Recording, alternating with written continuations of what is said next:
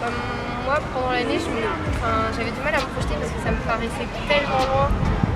La P2, en fait, c'était tellement. Ça a toujours été mon rêve de faire médecine et du coup, je sais pas, c'était. Du coup, je continuais en fait. J'étais dans le truc et puis je me disais, non, j'ai pas envie de lâcher, j'avais pas envie d'avoir de regrets en fait.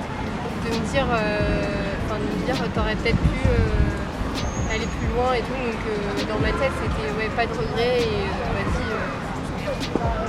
Moi, je sais qu'il y a un moment dans ma passesse où j'étais en cours, assise sur mon banc, j'écoutais le prof parler, là je me suis dit mais en fait dans ma vie je peux faire rien d'autre que ça.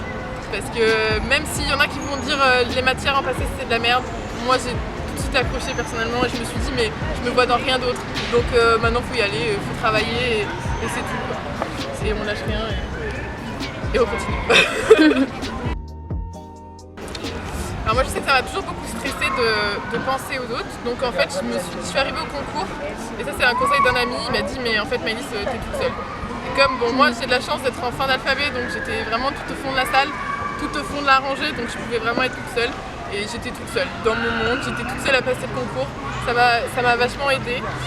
Qu'est-ce qui m'a aidée? Au début ça me stressait de penser directement au stage en hôpital. Il y en a que ça aide de se dire et ben à la fin on a un stage en hôpital et on sera vraiment dedans. Moi ça me stressait à fond. Et moi je me suis dit mais tu vas pas avoir peur d'un stage en hôpital, c'est pas pour ça que tu vas pas faire médecin. Et voilà, il y en a aussi c'est votre rêve depuis que vous êtes gosse et c'est super. Alors si c'est pas le cas, moi c'était pas mon cas et je suis quand même donc c'est pas grave. Mais si c'est votre cas, raccrochez-vous à ça parce que ça aide vachement de se dire bientôt je serai cardiologue, bientôt je serai je sais pas ce que je vais faire, médecin interne, médecin général, je sais pas. Raccrochez-vous à vos rêves et ça se passe dans la tête la passesse pour la majeure partie. Moi j'avais du mal à me projeter sur les stages ou sur la P2 et tout. Et donc du coup j'étais plus sur des petites victoires en fait. J'ai avancé pas à pas, j'étais là.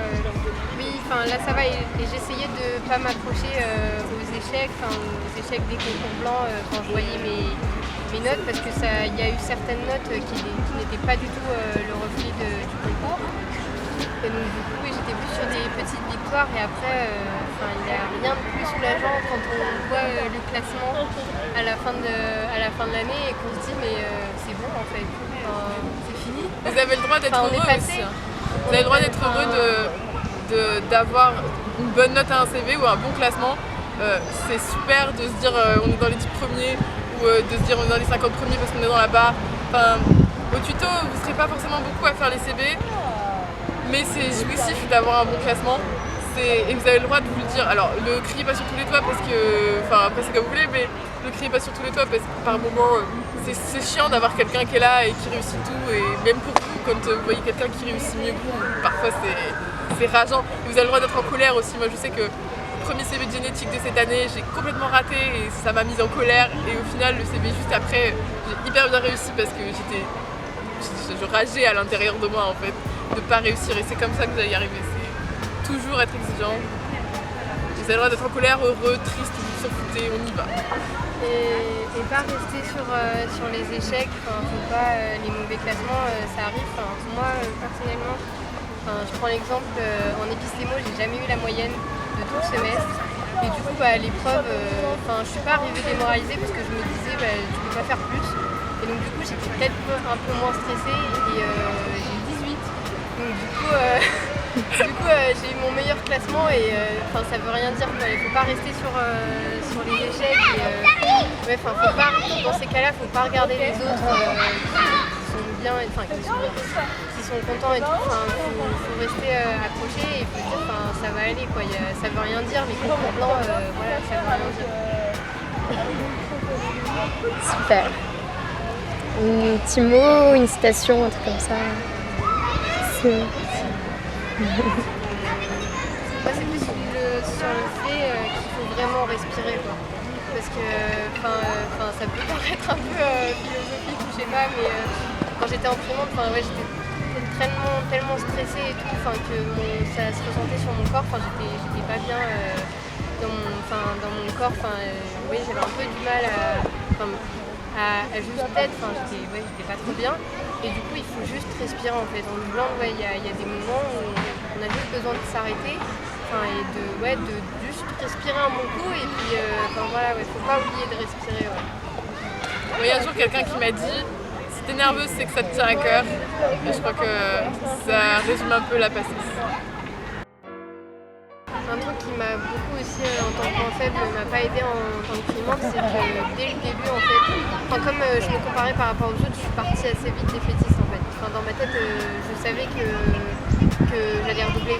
Et donc du coup, même si les matières, je les bossais, toutes les matières de mémoire, on va dire le cœur entre guillemets, il n'était pas là. Je les bossais, mais plus par la contrainte que par l'envie. Parce que du coup je me disais de toute façon c'est mort pour moi, je vais redoubler, ou même dans certains moments j'étais même pas sûre de redoubler, je me disais mais je passerai jamais. Donc faut pas partir défaitiste en aucun cas, même pour les matières on a un peu plus de mal, au contraire. Et à l'inverse, pas partir trop confiant. Je sais que moi dès que je devenais trop confiante, que je pensais que c'était bon, que ça allait bien se passer et tout, en général derrière j'avais un gros échec, une bonne mauvaise note qui fait pas plaisir qui arrivait et ça me rappelait la passée, c'était toujours là pour me dire on se réveille, on continue à bosser et il n'y a rien de gagné. Ça aussi c'est important, si vous n'êtes pas classé au premier semestre, c'est pas grave. Moi j'ai remonté 300 places en primant, alors je suis pas passée, ok, mais en même temps mon classement de premier semestre c'était un peu dur. Mais j'ai remonté énormément de places et même cette année j'ai fini 17ème, mais au premier semestre j'étais 41ème, donc j'ai vraiment remonté des places. Donc rien n'est perdu si vous n'êtes pas classé. Vous pouvez de toute façon remonter. Et à l'inverse, si vous êtes classé, prenez pas trop la confiance, hein. Vous pouvez être vite déclassé, ça arrive.